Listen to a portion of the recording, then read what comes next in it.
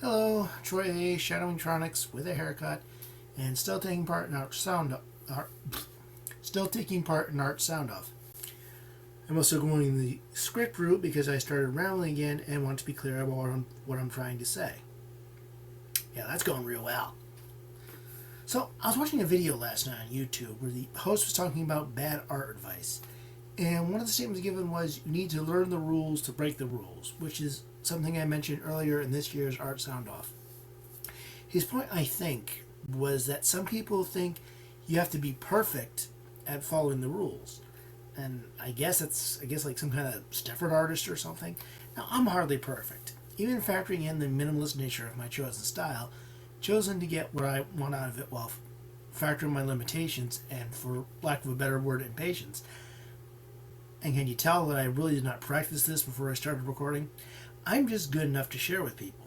Otherwise, I wouldn't be doing my own art for comics, logos, and YouTube thumbnails. I think I'm decent, but I'm hardly perfect. Frankly, perfect is an illusion anyway. You can always get better, and the more you do, either in practice or in production, you will get better. What is perfect anyway? There's so many art styles out there that as a critic I'll admit is good, but as a fan I'm not really interested in. They're good on a technical level, but we all have our own tastes.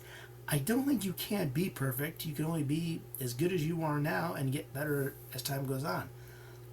I've had works that I didn't like for the simple reason that I knew I could do better based on my skill level at the time.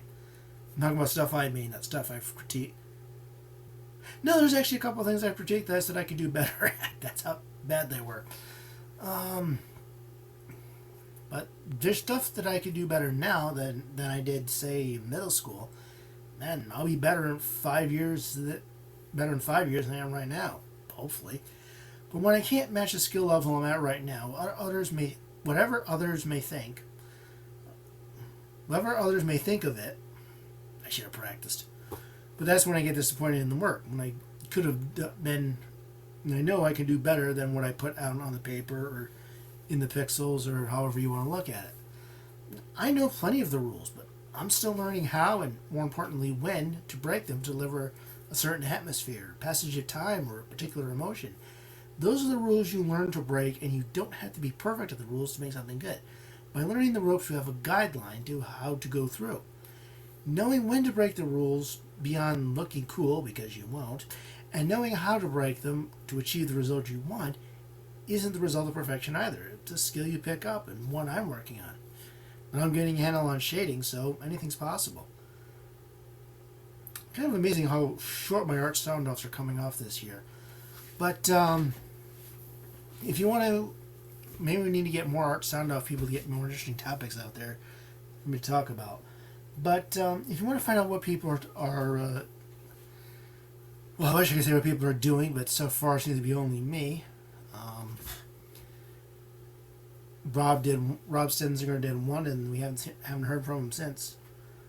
So, if you want to find out what Art Soundoff is, and maybe you'd like to take part, check out artsoundoff.com.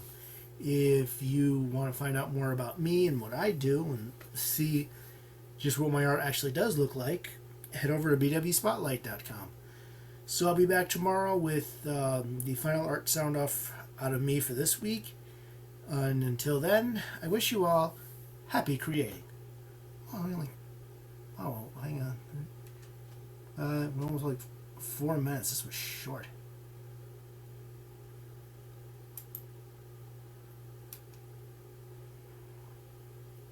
Oh, shoot, I hit the wrong button.